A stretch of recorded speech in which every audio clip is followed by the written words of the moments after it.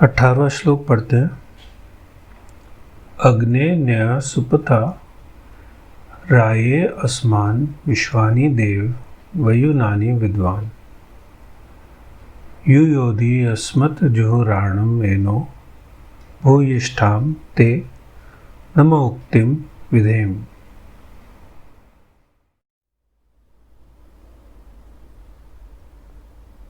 ये श्लोक 18वां श्लोक ईशावास्य उपनिषद का आखिरी श्लोक है। तो जैसे 17वें श्लोक में साधना बताई थी, हमने समझा था क्या करना है, क्या एक प्रैक्टिस की जा सकती है, साधना की जा सकती है। तो अगर वो साधना करी है या वैसे भी अगर कोई साधना में लगा हुआ है तो उसके लिए ये श्लोक महत्वपूर्ण हो सकता है कि साधना में एक समझ, एक पकड़ आने की बात है इसमें। हमारे शास्त्रों में और जितने भी उपनिषद वगैरह हैं उनमें प्रतीकों का यूज़ किया गया, प्रतीक यूज़ किए गए, सिंबल्स कह सकते हैं। एंड तो उन प्रतीकों को समझना ज़रूरी होता है जो कि अपनी साधना में हेल्प कर सके। तो एक तो हम उन प्रतीकों को जैसे बताया गया वैसे ही लेके एक तरीके से उस जो शब्दों में बताया है वैसे ही समझ के चल सकते हैं। और एक तरीका है कि उन प्रतीकों को गहरे में समझने की कोशिश करें कि वो हमारी साधना के लिए क्या कहा गया, क्या हेल्प कर रहे हैं, वो किस तरफ इंगित कर रहे हैं, इशारा कर रहे हैं, क्या कहने की कोशिश की गई है। क्योंकि ये उपनिषद हैं, शास्त्र हैं जो आध्यात्म और परमात्मा की तरफ ले जाने के लिए जो हेल्प है, जो भी समझ है वो बताई गई है। इनमें कैसे करना है, क्या करना है, क्या रास्ता है, कैसा अनुभव होते हैं, वो सब चीज़ें इन शास्त्रों में बताई जाती है। तो ऐसे ही ईशावास्य उपनिषद में ही बताया गया। अब 18वें श्लोक में जो प्रतीक यूज़ हुआ है वो अग्नि देवता है, अग्नि भगवान है, ऐसे हम पूछते हैं। और अग्नि पर बड़ा, हर शास्त्र में, हर साधना में अग्नि पर बड़ा जोर दिया गया और उसकी बड़ी इम्पोर्टेंस मानी गई है। तो इसलिए सबसे पहले हम अग्नि की पूजा करते हैं और अग्नि को प्रज्वलित करते हैं। बहुत सारे जो पंथ हैं उनमें अग्नि जला के रखने की भी एक परंपरा है। तो एक तो है कि हम बाहर अग्नि जलाते हैं, अग्नि को देखते हैं, अग्नि को जानते हैं, तो वो एक उसकी पूजा कर सकते हैं। और एक ये है कि उस अग्नि से क्या बताने की कोशिश की गई, वो किस चीज़ का प्रतीक है। तो अगर हम साधना में संलग्न होते हैं, साधना करते हैं, तो अग्नि का हमारे लिए क्या महत्ता है।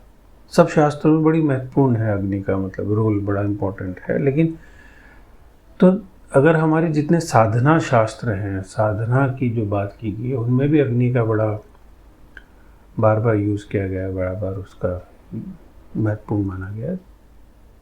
तो वो हमें अपने लिए समझना है कि हमारी साधना में उसका क्या अर्थ है। तो अगर हम अग्नि को समझने की कोशिश करें तो अग्नि के क्या गुण है, अग्नि से होता क्या है। अगर हम देखें तो अग्नि एक तो ऊर्जा देती है, ऊर्जा का स्रोत है, एक रोशनी देती है, प्रकाश। और ये ऊर्जा कैसे मिलती है और कैसे प्रकाश मिलता है, वो जो पदार्थ हैं जैसे लकड़ी हो गई, ईंधन हो गया, उनको भस्म करके प्रकाश और ऊर्जा मिलती है। अर्थात जो बहुत स्थूल है, ग्रॉस है, उसको कन्वर्ट करती है ऊर्जा, और उसको परिवर्तित करती है ऊर्जा और प्रकाश। तो जो बहुत ही ग्रॉस है उसको सटल में, सूक्ष्म में कन्वर्ट करती है। तो दो अलग लेवल्स को कनेक्ट कर रही है अग्नि। तो अग्नि जो है वो ट्रांसफॉर्म कर रही है, जो संसार को परमात्मा की ओर ले जा रही है, कहना चाहिए। संसार को परिवर्तित करके, संसार यानी पदार्थ वो परिवर्तित कर रही है सूक्ष्म, जैसे प्रकाश हो गया, ऊर्जा हो गई, जिनको हम महसूस कर सकते हैं लेकिन उसको पकड़ नहीं सकते। तो ये बड़ा महत्वपूर्ण एस्पेक्ट है, ये जो परिवर्तन है स्थूल से सूक्ष्म की ओर, तो ये अग्नि है। और एक और है कि उसके बेस में जब अग्नि जल रही है तो जहाँ जल रही है वहाँ पर कोयला बनता जा रहा है, राख होती जा रही है, उसका रस, उसका जो एसेंस है वो ख़त्म होता जा रहा है, जो होना है वो ख़त्म होता जा रहा है एक तरीके से, और जो प्रकाश और ऊर्जा पैदा होती जा रही है। और अग्नि अपने आप में, अग्नि को भी आप पकड़ नहीं सकते। जब तक ईंधन है, जब तक जल रही है, जब तक अग्नि चल रही है, तब तक अग्नि है। ईंधन खत्म हो गया, हवा खत्म हो गई, तो अग्नि भी बुझ जाएगी, और वो बुझ जाएगी तो प्रकाश और ऊर्जा भी खत्म हो जाएगी। तो अग्नि के जलने में अगर दो चीज़ें हैं, एक तो ईंधन है, दूसरा एक और जरूरी होता है हवा, ऑक्सीजन जिसे कह सकते हैं। वो नहीं होती तो भी नहीं अग्नि जलेगी। तो ये महत्वपूर्ण एस्पेक्ट है। अगर हम अग्नि को समझने की कोशिश करें, उसको प्रतीक के रूप में समझने की कोशिश करें कि अग्नि जो है स्थूल को जलाकर वायु के सहयोग से प्रकाश और ऊर्जा में कन्वर्ट कर देती है, जो बहुत सूक्ष्म है, जिनको आप हाथ से पकड़ नहीं सकते, छू नहीं सकते। और अग्नि अपने आप में, अगर अग्नि में आप हाथ डालोगे तो जल जाओगे, क्योंकि आप स्थूल हो, हाथ जो है स्थूल है, और वो उसको भस्म कर देगा। अगर उसमें जो भी डालोगे वो भस्म हो जाएगा। और जितना, जैसे अग्नि है, अग्नि का प्रकाश और ऊर्जा दूर तक फैल सकती है, लेकिन अपने आप में अग्नि की एक सीमा होती है कि लपट जो है, लपट एक लिमिट तक ऊपर उठ रही है, और उस पर डिपेंड करता है कि ईंधन कैसा है, ऑक्सीजन कितनी है, हवा कितनी तेज चल रही है, उसके ऊपर लपट का। और लपट अपने आप में क्या है, वो भी एक ऊर्जा ही है, वो भी स्थूल नहीं है। तो ये डिफरेंट फेजेस कह सकते हैं, डिफरेंट आयाम कह सकते हैं, तल कह सकते हैं साधना को, अगर हम समझने की कोशिश करें साधना के रूप में। तो स्थूल, ट्रांजिशन एंड सूक्ष्म। तो स्थूल है, बीच में ट्रांजिशन है, और फिर सूक्ष्म है। ये प्रतीक हमें समझना जरूरी है कि अब ये प्रतीक अगर हम अपने अंदर देखें तो वो क्या है। शरीर जो भस्म हो जाता है, पिछले श्लोक में बताया, शरीर भस्म हो जाता है। वायु जो है, जो हवा, सांस है हमारी, हवा, वो वायु सब तरफ उसमें विलीन हो जाती है। तो इन दोनों के सहयोग से, इन दोनों के से अग्नि जो अंदर पैदा हो रही है, और वो अग्नि, वो एलिमेंट, जो वो भी जो तत्व है, जो ट्रांसफॉर्मेशन का जो तत्व है, जो बदलने का, परिवर्तन का जो तत्व है, वो सूक्ष्म तलों की ओर, आयामों की ओर ले जा सकता है। तो वो क्या है, उसको पकड़ना जरूरी है। तो उसकी यहाँ पर बात की गई। तो जैसा पिछले श्लोक में बताया था कि शरीर भस्म हो जाएगा, ये भाव, और वायु जो है, सांस जो है, वायु में चारों तरफ वायुमंडल में विलीन हो जाएगी। वो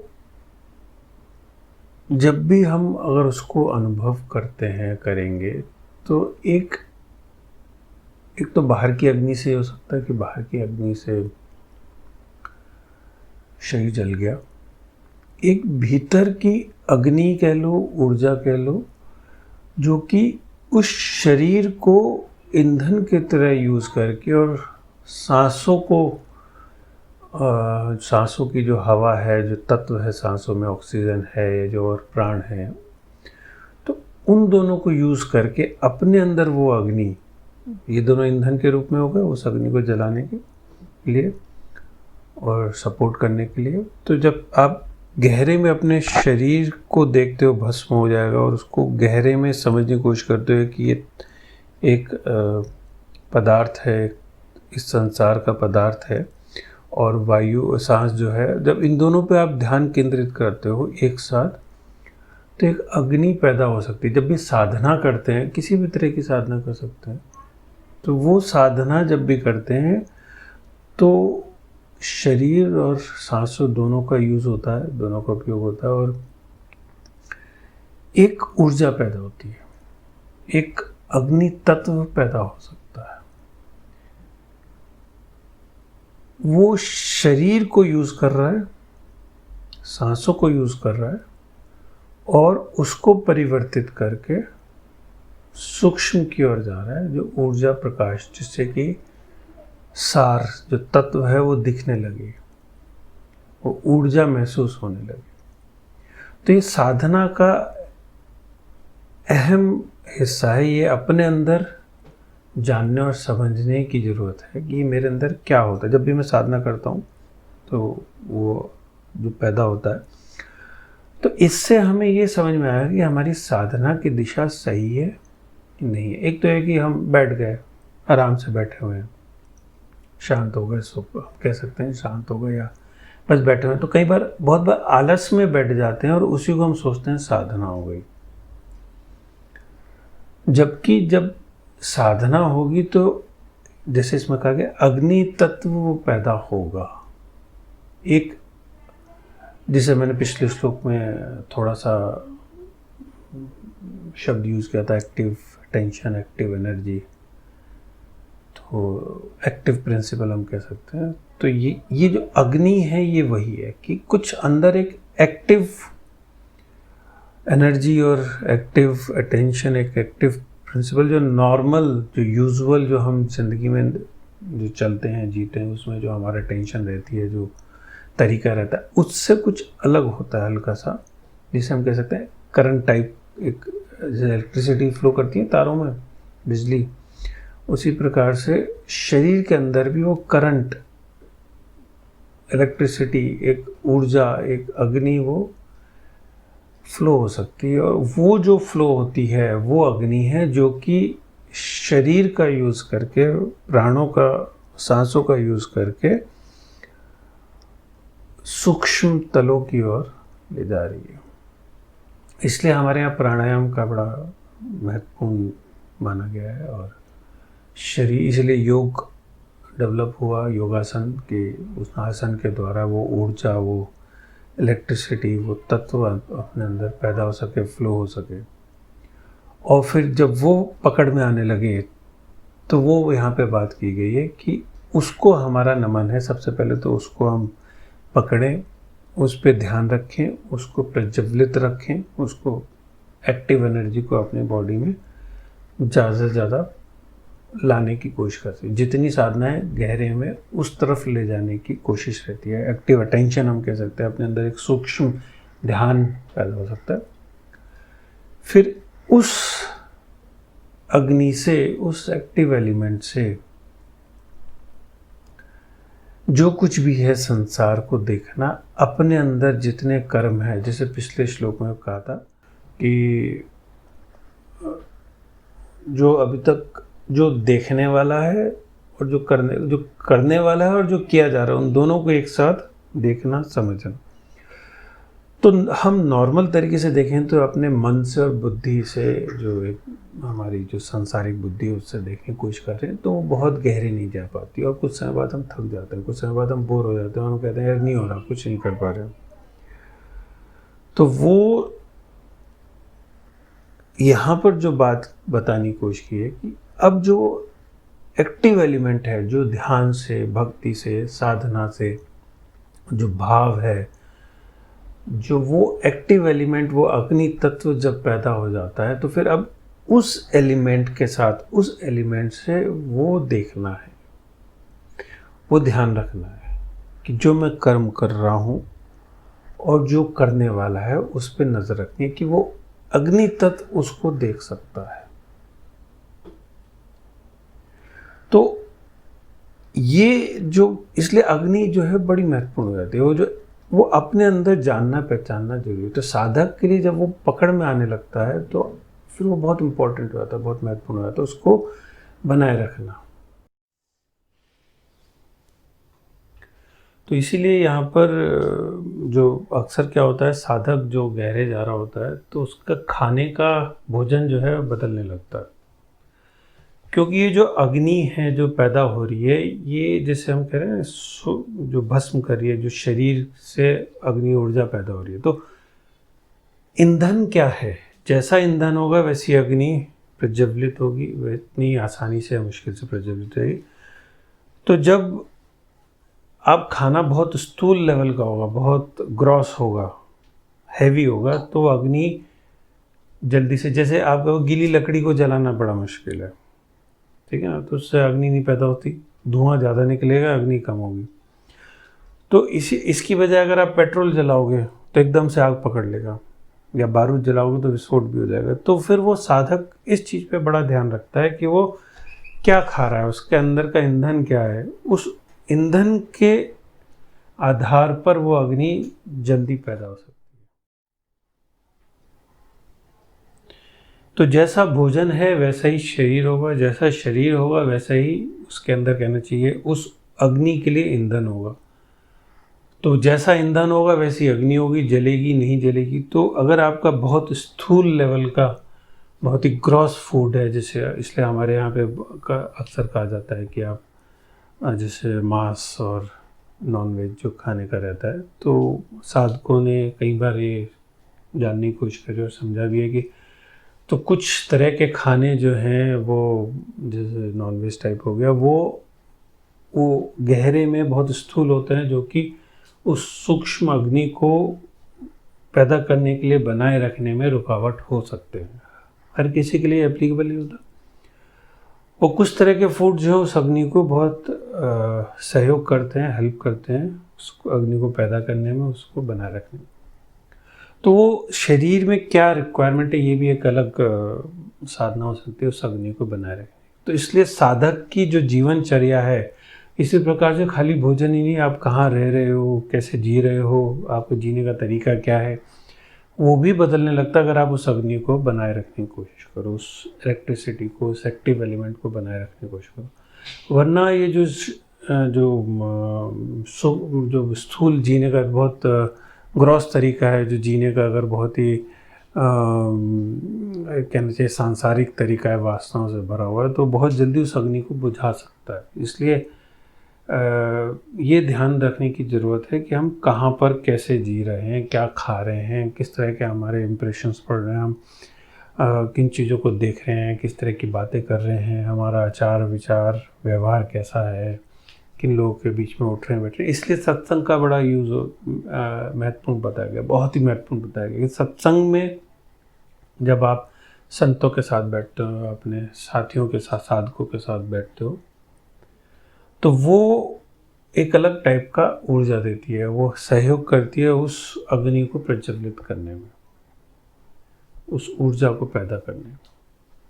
तो सबकी अपनी अपनी क्षमताएं हो सकती हैं। जो बिल्कुल नया साधक है उसको बल्कि ज़्यादा शुरू में रेस्ट्रिक्शंस होते हैं, बंधन होते हैं कि ऐसा करो, वैसा करो, ये ना करो, वैसा, क्योंकि वो अग्नि अभी पैदा होने की कोशिश की जा रही है कि वो अग्नि पैदा हो सके। जो साधक गहरे में चले गए हैं, जिनके अंदर अग्नि खूब प्रज्वलित है, जो गहरे ध्यान में जा रहे हैं, गहरी साधना में जा रहे हैं, तो उनकी अग्नि इतनी स्ट्रांग हो सकती है कि उसमें फिर कभी कभार इधर उधर की जो ग्रॉस चीज़ें वो भी डाल दो तो वो भी भस्म हो। जैसे दावा कहते हैं ना, जंगल में आग लगी तो उसमें फिर जो कुछ भी आ जाता है वो भस्म हो जाता है। तो जब वैसी आग हो जाती है तो फिर कुछ भी भस्म हो जाएगा, फिर कुछ भी डाल दो, वो फिर बहुत गहरी आगे की साधना में जब आपके अंदर ऐसी अग्नि पैदा हो जाए, इतनी परमात्मा की प्यास पैदा हो जाए, तब आता है। लेकिन अगर वो नहीं है तो फिर इसका ध्यान रखना जरूरी है कि वही चीज़ें आप लोग वैसे ही जियो, उन्हीं परिस्थितियों में जीने की कोशिश करो जो कि इस अग्नि को बनाए रखे। तो ये बड़ा महत्वपूर्ण हो जाता है इस तत्व को, अग्नि तत्व को समझना, उसके लिए जो भी रिक्वायर्ड है, जो भी जरूरत है, उसको बनाए रखने के लिए वो कोशिश करना। तो कई तलों पे साधनाएं फिर आ जाती हैं। अब साधना भी कई तलों पे हो गई। एक तो है कि आप अभी परिस्थितियों, भोजन, उस पर काम कर रहे हो जिससे अग्नि को पैदा कर सके, बनाए रख सके। और एक है कि फिर जब अग्नि पैदा हो गई तो फिर अपने ऊपर देखना, नज़र रखना, फिर दूसरे तल की साधना होगी। तो ये समझना साधक के लिए बहुत महत्वपूर्ण हो जाता है। ये जो अग्नि के द्वारा अब साधना करनी है अग्नि के साथ, वो जो तत्व, वो जो एलिमेंट पैदा हो गया है, एक्टिव एलिमेंट हम कह सकते हैं, एक्टिव एनर्जी, एक्टिव ऊर्जा, तो वो जो पैदा हो जाता है तो उससे अब साधना करनी। तो अक्सर क्या होता है कि हम साधना करते हैं शुरू में, जैसे पिछले श्लोक में बताया कि देखना है जो करने वाला है और जो कर्म किया जा रहा है उन दोनों को देखना है, सोर्स क्या है और जो हो रहा है, वो पूरी जो किरण है, जो पूरा व्यू है, उसको देखने की कोशिश करनी है। लेकिन हम जब कोशिश करते हैं तो जो साधारण बुद्धि होती है, जो साधारण मन होता है, उससे समझने की कोशिश करते हैं, देखने की कोशिश करते हैं, तो वो ज़्यादा गहरे नहीं जा पाता,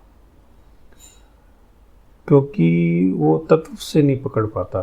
तो कुछ समय बाद बोर हो जाते हैं, थक जाते हैं, लगता है इसमें कुछ बात नहीं है, दम नहीं है, तो इसमें आगे कैसे करें, क्या करें। तो इसलिए नहीं हो पाता क्योंकि अभी हम स्थूल बहुत ग्रॉस लेवल पे कोशिश कर रहे होते हैं। लेकिन जब करते हैं तो धीरे धीरे वहीं से अग्नि पैदा हो सकती है। अगर आप स्ट्रगल करते हैं, कोशिश करते हैं, संघर्ष करते हैं साधना में, हो नहीं रहा लेकिन फिर भी करने की कोशिश करते हैं, तो एक संघर्ष है। जैसे दो पत्थरों को रगड़ने से ऊर्जा पैदा होती है, अग्नि पैदा होती है, तो ऐसे ही जब हम संघर्ष करते हैं साधना में तो एक अग्नि पैदा होती है। वो अग्नि बहुत महत्वपूर्ण है। वो जो ऊर्जा है, वो जो एक्टिव एलिमेंट है, वो जैसे करंट की तरह शरीर में फ्लो कर सकता है, महसूस हो सकता है एक तरीके से, कुछ और एक्टिव एलिमेंट शरीर में आ गया।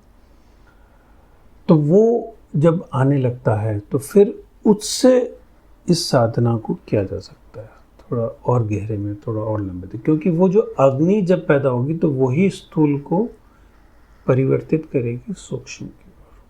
तो वही यहाँ पे कहा गया है कि वही अग्नि से, उसी अग्नि से वही जानने वाली है, उसी से सारे कर्मों को जाना जाए, संपूर्ण सारे विश्व को जाना जाए, विश्वानी कर्माणी वयुनानी। तो विद्वान उनको जानने वाली है, उनको जान सकती है। गहरे में तत्व से जानने की बात हो जाती है यहाँ पर। और फिर ये है कि जैसे हमने कहा अग्नि भस्म करती है, तो वो जो है जब देखेगी उस अग्नि से, उस सूक्ष्म तत्व से, उस एक्टिव एलिमेंट से, जब आप अपनी जिंदगी को, अपने कर्मों को देखना शुरू करते हो, तो उस कर्मों का सार समझ में आने लगता है, उस कर्मों का बंधन समझ में आने लगता है, उन संसार का बंधन समझ में आने लगता है। और वो जैसे अग्नि स्थूल को भस्म करती है, सूक्ष्म की ओर ले जाती है, ऐसे ही वो जब आप देखना शुरू करते हो उस अग्नि के द्वारा, उस अपने अंदर जो एक्टिव एलिमेंट है उसके द्वारा, तो वो संसार में जो हमारे कर्म है, जो हमारा संसार पे पकड़ है, उसको भस्म करने लगती है। तो वो उसको दूर करने लगती है। इसीलिए यहाँ पे शब्द युयोधि। तो जैसे हम कहते हैं पापों को भस्म कर दिया या दूर कर दिया, तो यहाँ पर हम जो बात कही जाती है कि जो कर्मों में बांधने वाले, संसार में बांधने वाले जो हमारी आसक्तियाँ हैं, जो हमारा बंधन है, जो हमारी वासनाएं हैं, उनको जब आप एक्टिव एलिमेंट के साथ देखना शुरू करते हो तो उनका व्यर्थता दिखने लगती है, वो उनको भस्म करने लगती है, वो अग्नि कर सकती है। तो इसलिए बहुत कई सारे जो संत लोगों ने कहा है होश, इसे हम एक दूसरे तरीके से समझ सकते हैं, होश की साधना, कि जब भी आप कर्म कर रहे हो तो एक एक्टिव एलिमेंट से थोड़ा सा होश रखो, उस पर नज़र रखो। जो भी आप कर्म कर रहे हो, जो भी आप संसार में जहाँ भी हो, जिस जगह पे हो, जो भी परिस्थितियों में हो, जैसा आपका शरीर चल रहा है, जैसी आज सांस चल रही है, सांस पे भी एक जो साधना होती है कि सांस पे ध्यान रखो। तो जिस पे आप ध्यान रखते हो, जो भी आपका संसार बना रहा है, जो भी आपके कर्म बन रहे हैं, उन पे नज़र रखो इस होश के साथ, इस एक्टिव एलिमेंट के साथ। तो धीरे धीरे उनसे मुक्ति हो सकती है और वो भस्म हो सकते हैं। और जैसे ही वो भस्म होते हैं तो वो और ऊर्जा प्रदान करते हैं और प्रकाश, क्योंकि अब आप फ्री हो रहे हो। जब आप फ्री होने लगते हो, मुक्त होने लगते हो, तो फ्रीडम के साथ आप रिलैक्स होने लगते हो। कहीं से भी आप बंधे हो तो आप बंधन से मुक्त होते हो, रिलैक्स होते हो। बंधन में होते हो तो दृष्टि सिर्फ बंधनों पर अटकी रहती है। जब मुक्त होते हैं तो दृष्टि और फैलने लगती है, दिखने लगता है चीज़ें और दूसरे तरीके से, दूसरे तलों से। तो वो प्रकाश, वो ऊर्जा वो आने लगती है। तो एक दूसरे आयाम की दृष्टि पैदा होने लगती है, पैदा हो सकती है, जो कि सूक्ष्म तलों की ओर ले जाए, सूक्ष्मता की ओर ले जाए। सूक्ष्म दृष्टि, सूक्ष्म ऊर्जा हम कह सकते हैं। तो वो यहाँ पर पैदा हो सकती है, और वही जो है हमारे कर्म बंधनों को, संसार को भस्म करके, शरीर को भस्म करके, शरीर को यूज करके हम, और सांसों को यूज करके उस अग्नि के द्वारा सूक्ष्म तलों को जान सकते हैं, पा सकते हैं, वो परमात्मा को जान सकते हैं, देख सकते हैं। तो ये शरीर को छोड़ने की तैयारी, शरीर को भस्म करने की तैयारी, और सूक्ष्मता की ओर, उस ऊर्जा में, उस प्रकाश में ठहरने की तैयारी। ये चाहे आप किसी भी मार्ग से चलो, चाहे भक्ति मार्ग हो, चाहे ज्ञान मार्ग हो, ये जो ट्रांसफॉर्मेशन है, ये जो परिवर्तन है, ये जो स्थूल से सूक्ष्म की ओर, ये एसेंशियल एलिमेंट है, ये रहेगा, कोई भी मार्ग हो, इसके बिना नहीं हो सकता। इसीलिए एक शास्त्र में कहा है, यज्ञ ही इस संसार की, इस यूनिवर्स की नाभि है, उसी के ऊपर चला। तो यज्ञ क्या है? यज्ञ का पहली चीज है अग्नि। अग्नि में चीजों को भस्म करके आप सूक्ष्म परमात्मा का, देवताओं का आह्वान करते हो। तो वो अग्नि अपने अंदर है। भस्म क्या हो रहा है? ये शरीर भस्म हो रहा है, शरीर की व्याधियां भस्म हो रही हैं, मन की व्याधियां, शरीर के तल पे, संसार के तल पे जो कुछ भी, वो सब भस्म हो रहा है, और सांस के द्वारा वो सब भस्म हो रहा है। वो आप आहुति देते जा रहे हो, जो भी आपकी पकड़ है, सबकी आहुति देते जा रहे हो आप। गहरे में जो भी आपको लगता है महत्वपूर्ण है संसार में, वो सब आहुति में डालते जा रहे हो, और धीरे धीरे धीरे धीरे भस्म होके आपको सूक्ष्मता की ओर, परमात्मा की ओर, उस देवता की ओर ले आ रहे हो। तो जैसी आहुति, जो आप भस्म करते आ रहे हो, जैसी आहुति रहेगी, वैसा ही आपको फल प्राप्त होने की संभावना बन जाती है। तो ये सार है।